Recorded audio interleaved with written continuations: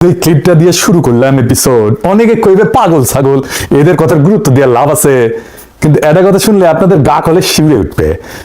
ইন্ডিয়ার একজন সাবেক জাতীয় নিরাপত্তা উপদেষ্টা বোর্ডের সদস্য, যে লোক ইন্ডিয়ার পরমাণু নীতি লেখার দলে ছিল, সে প্রকাশ্যে নিজের নামে লিখে দিছে বাংলাদেশের রংপুর বিভাগটা ভারতের দখল করে নেওয়া উচিত। কি ভয়ঙ্কর কথা!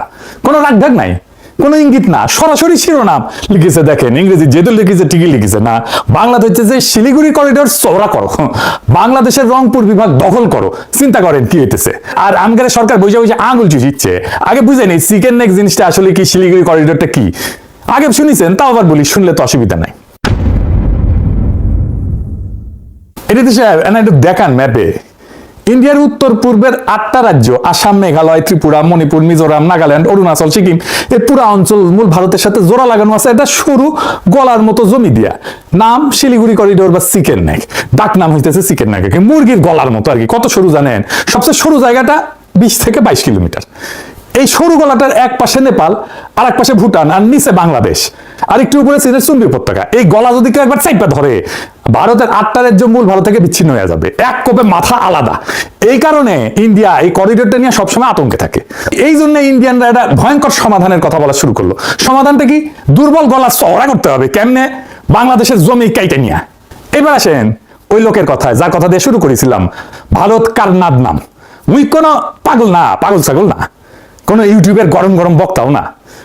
নয়াদিল্লির সেন্টার ফর পলিসি রিসার্চের সিনিয়র ফেলো, ইন্ডিয়ার প্রথম জাতীয় নিরাপত্তা উপদেষ্টা বোর্ডের সদস্য, পরমাণু এটা নীতি এটা লেখার দলে ছিল ওই লোক।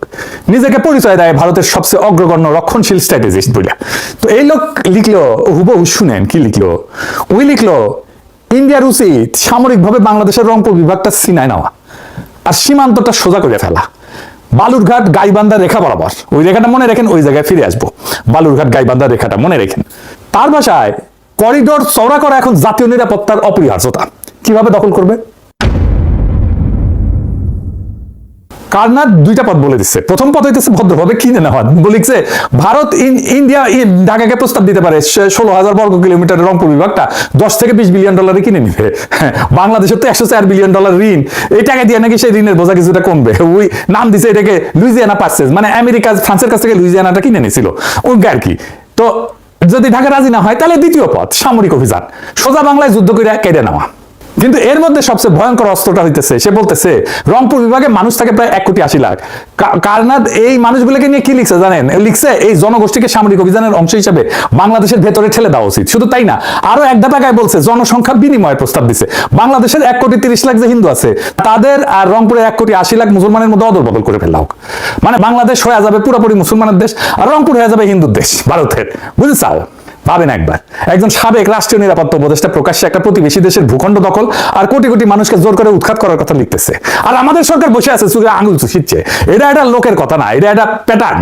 আসেন একটা একটা করে দেখি, তারিখ মিলায়।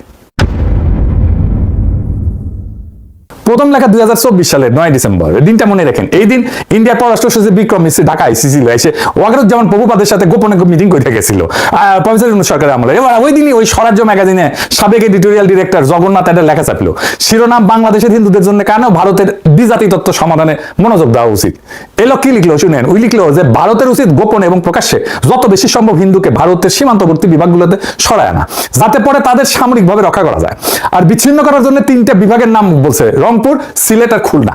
আর শেষে লিখলো সবচেয়ে সরাসরি, উই লিখলো যে ইন্ডিয়াকে বাংলাদেশের জন্য দ্বিজাতি তত্ত্ব সমাধান মেনে নিতে হবে, যেখানে দেশের একটা অংশ রাজনৈতিক চুক্তির মাধ্যমে অথবা জোর কইরা কেটে নিয়ে বাংলাদেশের হিন্দুদের বসানো হবে। জোর কইরা, বাই ফোর্স লিখছে। শব্দটা ওর নিজের লেখা, আমি যোগ করি নাই। এবার দ্বিতীয় লেখা 2025 সালের 1 এপ্রিল, 1 এপ্রিল। এবার আসে আরো ভয়ঙ্কর জিনিস। একই ম্যাগাজিন, লেখক হইতেছে জয়দীপ মজুমদার। শিরোনাম, বাংলাদেশের হিন্দুদের জন্য একটা হোমল্যান্ড খোদাই করা। আর এটা মতামত না, এটা একটা ধাপে ধাপে পরিকল্পনা দিচ্ছে বলে। পরিকল্পনা প্রায় একটা অপারেশনের নকশা। লক্ষ্য কি? লেখকের ভাষায়, উত্তরের রংপুর বিভাগ আর চট্টগ্রাম বিভাগের বড় একটা অংশ কাইটে নিয়ে হিন্দুদের হোমল্যান্ড বানানো, আর সেটা ইন্ডিয়ার সাথে জুড়ে দেওয়া। ওই হিসাব দিয়ে বলছে যে রংপুর যুক্ত করলে চিকেন নেক করিডোর অন্তত 150 কিলোমিটার চওড়া হয়ে যাবে। কিভাবে করবে? 4টা ধাপ লিখে দিচ্ছে। শুনেন, কারণ এটা গুরুত্বপূর্ণ। কি কি সেই ধাপ? 1 নাম্বার ধাপ, আন্তর্জাতিকভাবে জোরে সোরে প্রচার চালাও যে বাংলাদেশের সংখ্যালঘু নির্যাতিত হইতেছে। এই কথা হইতেছে না? হ্যাঁ হইতেছে।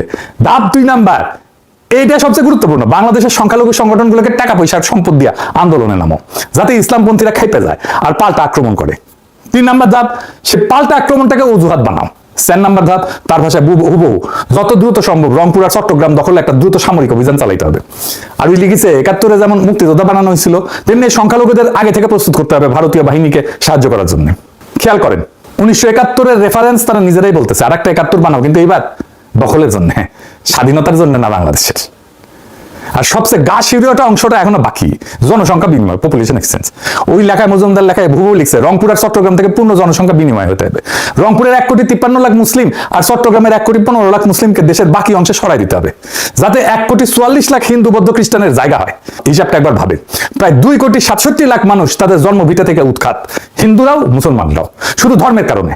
লেখক নিজেই স্বীকার করছে যে এটা অন্যায্য মনে হতে পারে 2,68,00,000 মুসলিমকে সরায় মাত্র 1,44,00,000 সংখ্যালঘুর জায়গা করা, কিন্তু তারপর ওইটাকে ন্যায্য বলে যুক্তি দিতেছে। এটা কিন্তু আন্তর্জাতিক আইন একটা নাম আছে, সেটা হচ্ছে জাতিগত নিধন, এথনিক ক্লিনজিং। একটা ভূখণ্ড থেকে একটা ধর্মের মানুষকে জোর করে সরায় দেওয়া। আপনি ভাবতেছেন যে এগুলো কল্পনা, জি না, কাজ শুরু হয়ে গেছে। অন্তত রংপুর অঞ্চলে কাজ শুরু হয়েছে, প্রচুর টাকা পয়সা ডালা হয়েছে, যুক্ত আছে ইন্ডিয়ান হাই কমিশন, ডালা হইতেছে প্রচুর কালো টাকা, যুক্ত হয়েছে বাংলার লুথার কিং এর দলের লোকেরা, বেকুবেরা তো তাই করবে। আসেন সেই নতুন গল্পে ঢুকি, আপনাদের নিয়ে যাইতেছি পলাশবাড়িতে। রিটা সাহেব গুগল ম্যাপে পলাশবাড়ির জায়গাটা দেখান, দেখেছেন একেবারে বাংলাদেশ ম্যাপের সরু অংশটার মধ্যখানে, তাই না?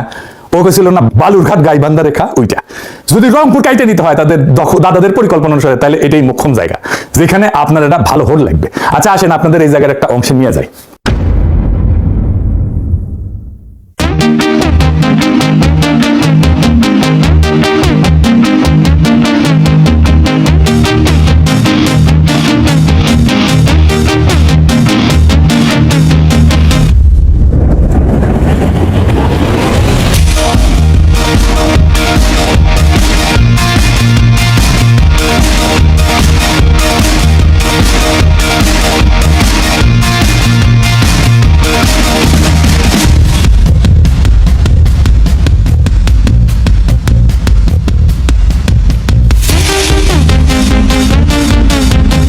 দেখেছেন, এটা হইতেছে পলাশবাড়ির রাধা গোবিন্দ মন্দির। শুধু মন্দির না, এটা আছে সুইমিং পুল, বাচ্চাদের খেলার জায়গা, বলা যেতে পারে এটা একটা থিম পার্ক। এটা বাংলাদেশের সবচেয়ে বড় হিন্দুদের কালচারাল রিলিজিয়াস সেন্টার। কোনোদিন শুনেছেন? শুনেন নাই? দেখেন রাতে তার অপরূপ দৃশ্য।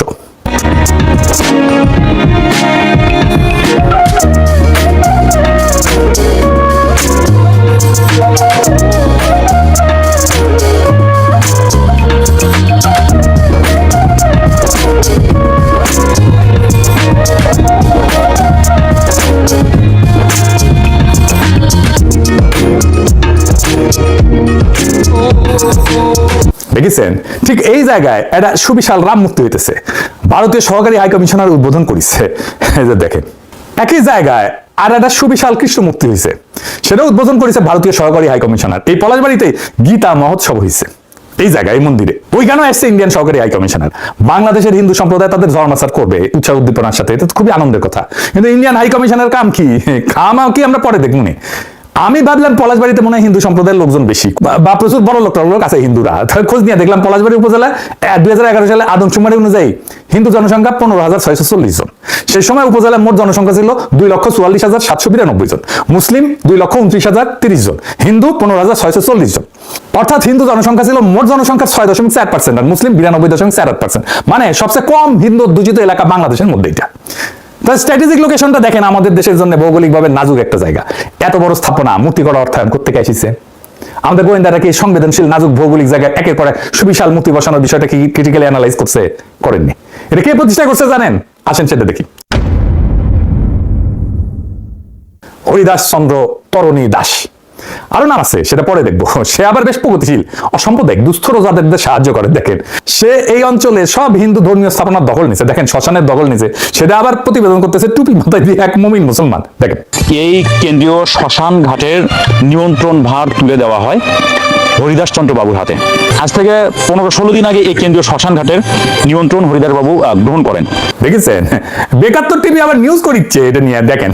ভগবান শ্রীকৃষ্ণের বিগ্রহ, আর এটি পৃথিবীতে দ্বিতীয় বৃহত্তম, আর এর উচ্চতা হচ্ছে 53 ফিট। ভগবান শ্রীকৃষ্ণের বিগ্রহ যেটি 51 ফিট এবং আদি যুগে আমাদের যে আছেন 32 ফিট, এবং বিশ্বের সর্বপ্রথম সে অযোধ্য ভারতের মতো বাংলাদেশেই তৈরি হচ্ছে 81 ফিট, যা সারা বিশ্বের মতো প্রথম, এবং এটি আগামী জুলাই মাসে উদ্বোধন হবে। এখানে সূর্য মন্দির হবে 154 ফিট। হ্যাঁ, দেখেছেন, শুধু এই মন্দির তৈরি করতে 22 কোটি টাকা লাগিয়েছে নাকি, আবার অন্য জায়গায় বলে 40 কোটি টাকা লাগিয়েছে। এক মাস যাতে না যেতে বিভিন্ন ভক্তর ফোন আসে, হরিদাস বাবু তুমি মন্দির করতেছো, আমরা তোমার মন্দিরে কিছু সাহায্য করতে চাই। কেউ ইট দিচ্ছে, কেউ সিমেন্ট দিচ্ছে, কেউ রড দিচ্ছে, কেউ বালি দিচ্ছে। এইভাবে হাঁটি হাঁটি পা পা করে আজকে এই পর্যন্ত ভক্তদের অনুদানে প্রায় 40 কোটি টাকা খরচ হয়ে গেছে। ভালো কথা, টাকা আছে, খরচা করিছে, আমার কি, আমাদের কি, তাই না? কিন্তু যে করিছে তার বয়স তো কম, এত টাকা পেল কই? ওই বলে তার নাকি রিসোর্ট আছে, ডেলি 2 থেকে 3 লক্ষ টাকা লাভ হয়। শুনেন, ওর মুখেই শুনেন। এই উৎসবটা হচ্ছে আমার একটা রিসোর্ট আছে, এটা হচ্ছে ময়মনসিংহ শহরে আমার একটা রিসোর্ট আছে। এই রিসোর্টটাতে প্রতিদিন আমার 2 থেকে 3 লক্ষ টাকা হয়। সাইবুর রহমানের ছেলে আছে না, এখন এমপি, ওনার একটা রিসোর্ট আছে, দুসাই রিসোর্ট নাম, বাংলাদেশের হাই এন্ড রিসোর্ট, মানে সবচেয়ে ভালো রিসোর্ট গুলোর এটা। তো উনি আসছিলেন আমার প্যারিসের এই বাসাত, এই দরিদ্রের বাসাতে আসছিলেন, ওই হাসিনা আমলে আর কি। তো উনার রিসোর্টে আমি গেলে যাইতাম মাঝে মাঝে, পছন্দের একটা রিসোর্ট। তো এটা আমি জিজ্ঞেস করছিলাম ওনারে, তা আমি বলছিলাম যে আপনার লাভ কেমন হয় ওখানে? তো উনি কইতেন মাসে টেনে দিতাম মোটামুটি 50 লক্ষ টাকা লাভ হইতো আর কি। উনি নিজেই বলছেন ঢাকার রিসোর্টে এসে 3 লক্ষ টাকা দিনে লাভ করে। ওই মেডিকেল কলেজ করবি, হাসপাতাল করবি, দেখেন, দেখেছেন? আজ এইবার আসেন দেখি সে টাকা পায় কোথায়। আমি নিজে কিছু কমো না, বাংলাদেশের মিডিয়ায় প্রকাশিত একটা প্রতিবেদন দেখাবো, মাথায় আকাশ ভেঙে পড়বে। আসেন সেটা দেখি। তার নাম হরিদাস চন্দ্র তরুণী দাস তৌহিদ, বয়স 34, জন্ম বাংলাদেশে, প্রতারণার শুরু শৈশবে, তবে ছোটবেলাতেই পাড়ি জমান ভারতে, সেখানে সারেন লেখাপড়া, জোগাড় করেন এতিম হওয়ার সনদ, এরপর আবার ফেরেন বাংলাদেশে, প্রতারণা করে ডক্টরেট ডিগ্রিও বাগান। খোদ বাংলাদেশের প্রধানমন্ত্রী শেখ হাসিনাও তার পরিবারের নাম হারানো শুরু করেন। মাননীয় প্রধানমন্ত্রীর নিকট আত্মীয়ের পরিবারের সদস্যের পরিচয় দিয়ে তারা ভুয়া টেন্ডারবাজি করছে বা তারা চাকরি দেওয়ার নাম করে অর্থ আত্মসাৎ করছে।